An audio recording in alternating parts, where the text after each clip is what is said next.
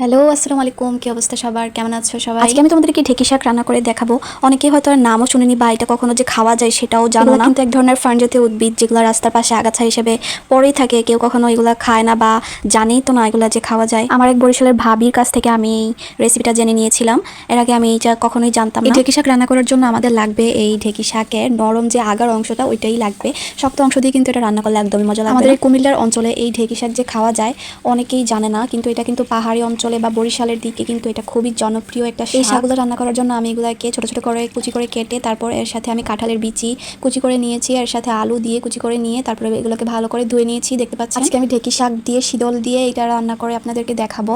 তো চলুন রেসিপিতে চলে যাই। প্রথমে আমি কড়াই তেল দিয়ে তারপরে এতে পেঁয়াজ কুচি দিয়ে দিয়েছি, তারপর শীতল এটাকে ভালো করে ধুয়ে বেছে এরপর যেই পেঁয়াজের সাথে আমি পরিমাণ মতো লবণ, পরিমাণ মতো হলুদের গুঁড়া, মরিচের গুঁড়া, কাঁচামরিচ আমি এগুলোকে ভালো করে ভেজে তারপর এর সাথে রসুন বাটা দিয়ে দেবো।